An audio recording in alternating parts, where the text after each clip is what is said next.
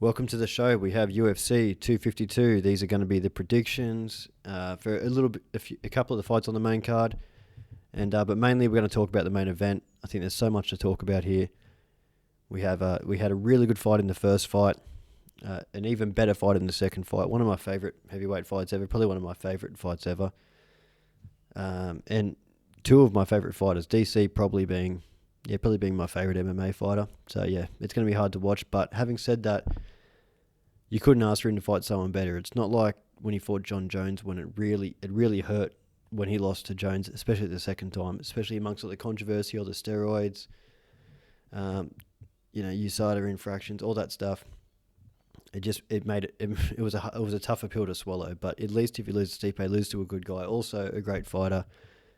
And yeah, it's that is the great thing about this trilogy. There's not too much animosity, which I don't mind the animosity sometimes, but when it comes to DC, I think he fights better under the conditions of a respectful opponent. I think Stipe is the same, and they really give each other probably the best fights of their career. So if it's anything like the second and the first, it's going to be an amazing fight. There's a fair bit that's going into this one. There's a lot of speculation. The odds makers got it really close. I think DC is paying $1.85, where he was when I last checked, and Stipe is paying $1.95. So DC is a slight favourite, but even those odds, even the sports bets of the world and the betting companies of the world, they also don't know who to pick. It's that close, and you add in the factor of this is a heavyweight fight.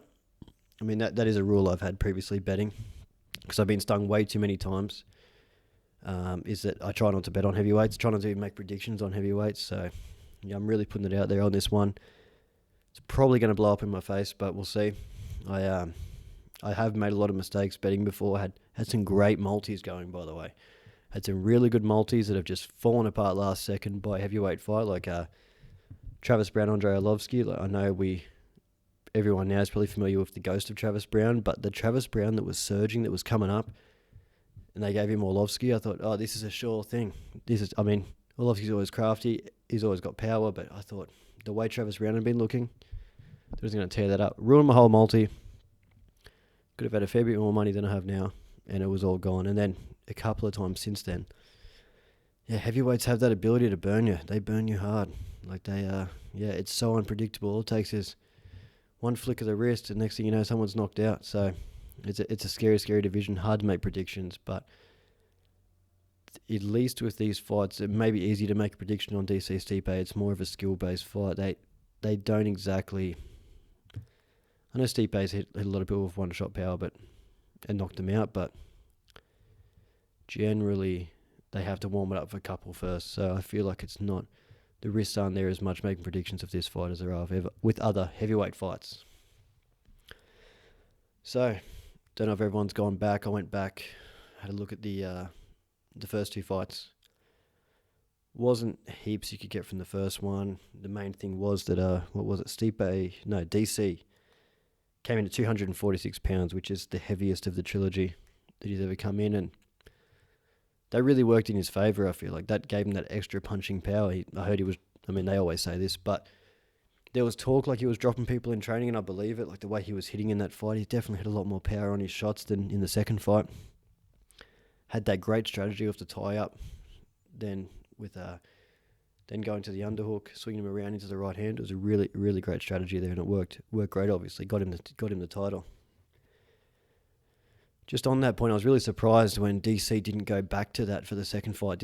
He went back to that maneuver, but he didn't come in as heavy. He came in at 230 pounds, so 16 pounds less, which was an interesting choice. Obviously, didn't work out in his favour, going with that strategy. But yeah, very interesting. He didn't go for that again. Just for the weights on the first fight, as we're talking about it, was 246 for Cormier, 242.5 for Stipe. So it's actually both they were both at the heaviest in that first fight.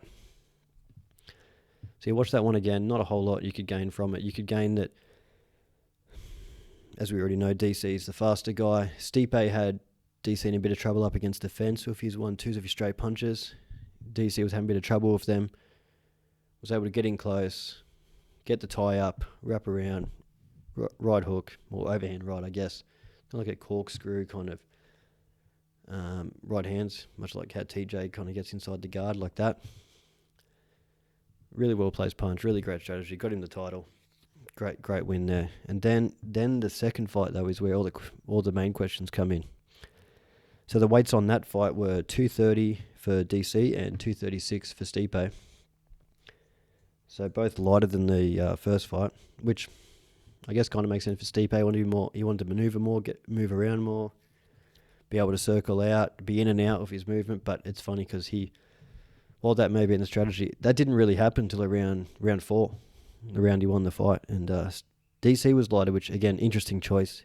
You knock a guy out with the extra power in the first fight, you think if it worked the first time, wouldn't you try and replicate it the second time? But obviously tried for a more cardio volume-based plan in the second fight, which didn't go that well. But here's some takeaways I got for like each guy in the second fight. So what was interesting was I was surprised how much DC was able to get that tie up from the first fight. I would have thought they were avoiding that like the plague if you're Stipe's corner or Stipe. Would have thought you would have done everything in your power to avoid that, but DC was able to shoot out that jab, reach around, and still get the same position. He actually landed that punch a couple of times. He landed from the first fight, but I think due to the weight, how much weight he'd lost compared to the first one, he just didn't have the power on his punches that he had. So that was interesting. It was interesting he could get it. So I don't know if he tries for that again, but excuse me. Yeah, I was very surprised he could get it the way he did. Very quick. Was even his wrestling, I was surprised at some of the things he was getting Stipe off. In the first round when he got that low single into the high crotch, he was able to get in there for a really bad entry, and still he was good enough to get in there. And I think that may have set the tone for how DC acted the rest of the fight.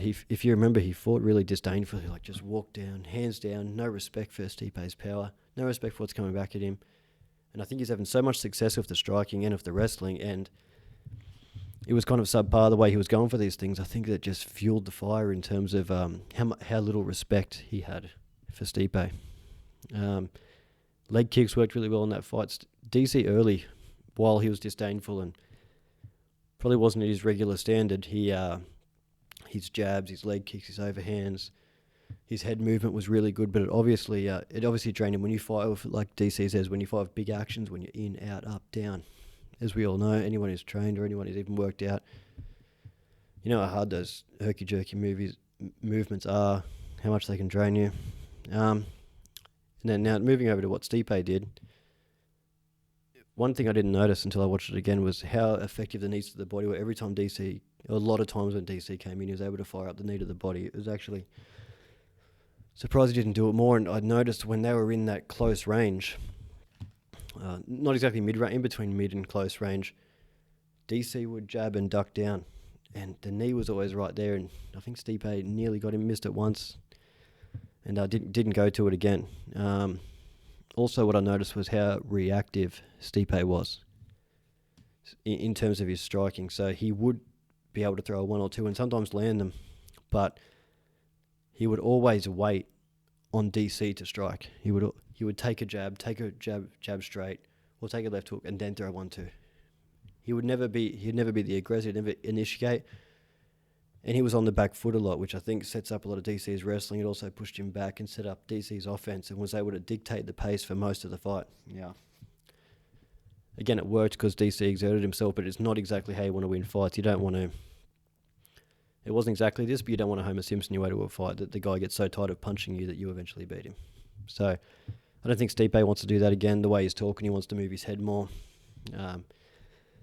He wants to maneuver better. He wants to use his footwork. So hopefully we see a bit of that. I think the fact he's the weights for what he came in today at the weigh-in was 233, which is the lightest he's ever been. Looks in great shape, so I assume wants to be more movement-based, more movement-oriented.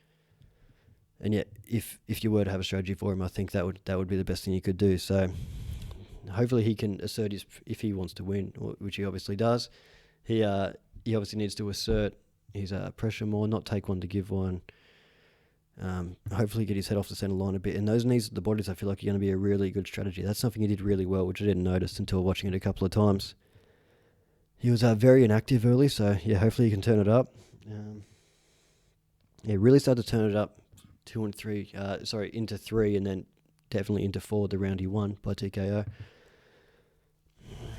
Which the only quandary I have with this is it's hard to make any predictions off those couple of rounds. I know that sounds like a silly thing to say, but I don't know if it's Stipe warmed up, got better. He did come off a layoff. He lost to DC. DC fought Derek Lewis, and there was this big break. So maybe there was a bit of ring rust in there, something like that. But I don't know how much of it was due to Stipe, aside from the body shots. I don't know how much of it was due to Stipe changing game plan, as much as it was DC slowing down and making Stipe kind of look faster and more accurate than he really was. I mean, if they were both as fresh as each other, I don't know how that goes. Like when you look at, and then you don't know about ring rust, you don't know about things like that. So it's hard because DC had been more active.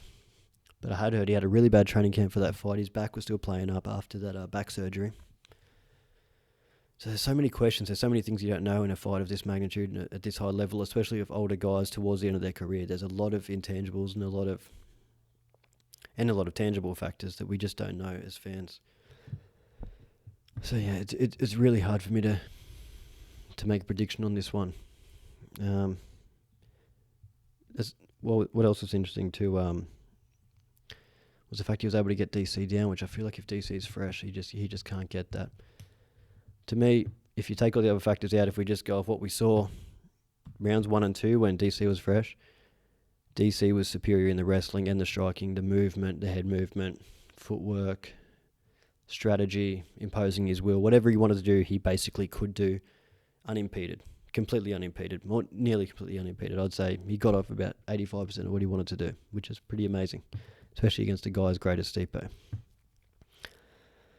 So, going off that, it's hard for me to bet against DC on this one. I don't think he looked great at the weigh-ins today, but he never looks amazing. And Stipe looks in the best shape I've ever seen him. I'm worried about him being so light. I'm really worried about him being so light. I mean, DC's 236 this time, so he's in between the first fight weight and the second fight weight. I think that'll actually assist him having a bit more power on his punches. Yeah, I worry about Stipe being so light. I don't know how much of a speed advantage it will give him, and I don't know how much, and I think it will detract from his durability. I mean, Stipe did better than what I thought in the second fight. I always had the narrative in my mind he lost the first 3 and then was able to come out and win the 4th, but it actually seems like he did better than what I originally thought and had some more things. So I think maybe for me, if Stipe can keep his straight punches, be more active, and work the body, but maybe not just with that Miguel Cotto style kind of left hook to the liver, but maybe jabs to the body's JDS style, straight rights to the body's knees to the body, and being the aggressor, putting DC's back against the fence, which he had success with in the first fight, he can get it done. But if DC is fresh, if DC is uninjured, well, relatively uninjured, and has the cardio to go a pretty good pace for 5, it's his fight. So my feeling is that this whole fight is contingent on DC's conditioning. The weight tells one story about he's in good shape, and his body kind of tells another. I just feel like there's a lot of body fat sitting on there.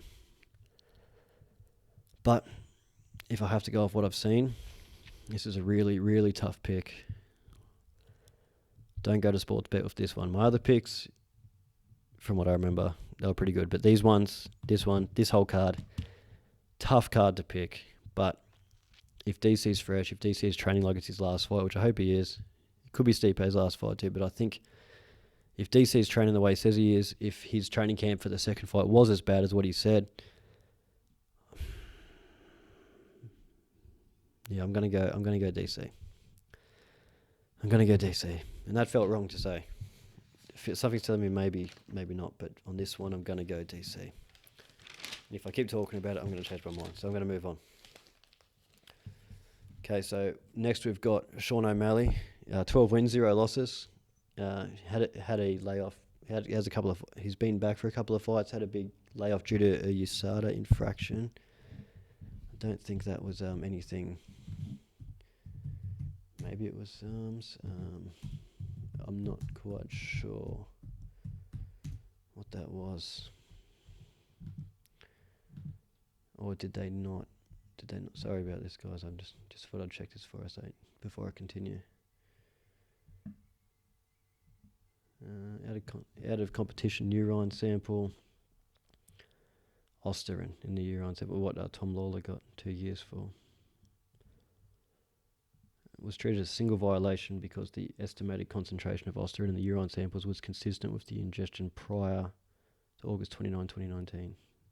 The date O'Malley received notification of his second violation. Okay, they're saying it was consistent with exposure to Osterin as a contaminant. So they go on the tainted supplement route. Okay. Okay, it was a SARM. All right. Okay.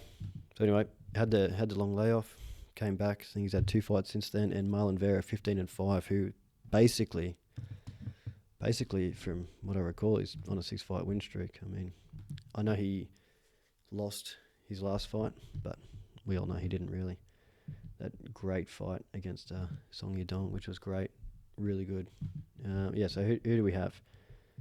Yeah, Frankie Sainz and Hernandez, that was his debut in the UFC. That was a really good fight. I think how did he win that one again? That was submission, I think. Yeah, round 2 rear naked choke. Andre Ul, TKO, elbows and punches, and Song Yadong decision unanimous for Song, but that was a featherweight bout. That's interesting. Okay, he performed really well at featherweight. I thought he won that fight. He starts off slow, but yeah. So anyway, I think again, this fight's another tough one to pick because people are going to hate me for this. I'm not too sold on Sean O'Malley. I don't know if he's always making himself out to be and what the media's making him out to be. I think we saw Shabazian the other day. There's a harm on jumping on the hype train too early. We saw that with Johnny Walker and Corey Anderson too. We've seen it a lot lately. Having said that, I think they're building Sean O'Malley correctly. Because Marlon Vera is a very tough opponent, massive win streak. He's the right kind of opponent for O'Malley. I think they've picked someone that could play into O'Malley's strengths. Not like Corey Anderson, Johnny Walker, where they really underestimated Corey Anderson, and they really underestimated Derek Brunson the other day too. So just taking some notes on those fights. So with the I'll just talk about Marlon Vera's strengths, then we'll kind of move along. But I like whenever a guy trains with Perillo. RDA's hands got great. BJ Penn's hands back in the day were awesome. Michael Bisping hands got a lot better. Cyborg, of course. Anyone who trains with Perillo, I jump on that hype train a little bit. I've got a bit of a thing for that Perillo boxing. But he has got. I noticed lately Vera fights with outstretched hands, split guard. Very susceptible to straight punches. His chin is really up in the air too. He has that Tony Ferguson thing where when he gets into exchanges, his chin comes up. Very high, which O'Malley hunts for that chin. And with I have a couple of criticisms of him, but his accuracy is amazing. It's Conor McGregor-esque with his accuracy. But reaches a lot, and he also. I can see how Marlon Vera can potentially lose decisions just because he has that Masvidal kind of in that lull in his career where he was criticised for coasting. He would put pressure on, he would come forward, but he wouldn't throw much volume, and that's something I've noticed a bit of a trend in Marlon Vera's last couple of fights or last few fights. He'll be there, he'll be in your face, but he'll almost need you to throw for him to throw. He'll almost take a round to warm up too. He needs to be hit to warm up, from what I've seen. This may not be the case for his whole career, but at least what I've seen lately. So I feel like between the outstretched hands, the chin up in the air, and kind of the low volume, he can have rounds slip by. I know he's got a great win streak, but just in comparison to O'Malley, O'Malley's quite active, puts a lot of pressure on and fires, and isn't hesitant to fire. But It all depends on the power of O'Malley. It's been great against people like Wineland, although Wineland's been through a lot of fights. Like Wineland was a big deal. Wineland's prime was basically when he fought Henan Barao, and when Henan Barao was the thing, and that was a long time ago now that we remember Henan Barao as a serious champion. There was GOAT talk back then. He was the best. And that was a long time ago, and that was when I remember seeing Wineland at probably the peak of his powers. That was before even TJ was the champ for the first time, so a very long time ago. And prior to that, O'Malley's opponents, Quinones, it's hard to know where his power is. If it's as good as what it looks like, it's hard to know how Vera will react, because Vera's shown great durability, amazing durability. He can eat a lot of punches, which isn't a great thing, but, I mean, it's great if it works out for you. It's great. It's worked out so far. He wins fights that way. He can eat a lot and come back, and usually his head movement and mobility come out later in the fight after he's been hit, but initially he seems to get tagged a lot. So I don't know if that will work in his favour. We don't know much about Sean O'Malley's ground game. I think the wrestling should be pretty even. Vera doesn't have great takedown defence. Not that I think O'Malley will try and take him down. I think he's a black belt in 10th Planet, Vera. He's got great transitions on the ground, and actually great transitions in the striking. I feel like this is an advantage Vera will have over O'Malley, is that O'Malley needs distance and straight punches. He generally performs better that way, and high kicks, things like that. He's a very, even though he hasn't done traditional martial arts, he's got a very traditional style and a lot of straight punches, like traditional karate / taekwondo kind of style. Vera, I find, fights best in this mid-range. He can go, jab, straight, hook, knee, elbow, takedown. He really works well in this in between close to mid-range. And then he can close the gap, go mid, go back to close. Very diverse attack, very, very diverse attack. Probably more diverse than O'Malley's. And I don't think we've seen anyone really put that pressure on O'Malley at close. And it's hard to get in on the guy too. Wineland tried, but he just wasn't quick enough. And he hung too long in the mid-range, which Vera does a lot. He hangs in the mid-range a lot. He can coast. He can let time slide by. And then he fights in spurts of activity. And those spurts are amazing. And once he gets on a roll, he can sometimes capitalise on that. And when he knows he's down, he can chase the win like he did against Hernandez. But I guess my point is here, if O'Malley can impose his will and keep it at range, this should be his fight. And I think his best chance is in round one to catch him early. We don't know too much about O'Malley's cardio. It seems fine. He has gone the whole 3 before. And he looked fine even though he got his leg chopped. I mean, his cardio held up pretty well. Again, this is another tough one for me to pick, but I think the UFC, they really want to promote O'Malley. I think they found a good name in Vera on a great win streak. I'm just going to count it as a win streak. On a great win streak. So I guess I'm going to go, even though Vera can do a lot and he is great in the mid-range and has got great transitions, maybe has a better ground game, potentially does. I just think while he's a tough opponent, while he has more to offer, and while I'd like him to win, I think I'm going to go O'Malley on this one. Hope I'm wrong. So I really like Vera's fight style, and I'm not a huge fan of, and I'm not a believer in the hype train of O'Malley, but hopefully I'm wrong, but I'm going to go Sean O'Malley on this one.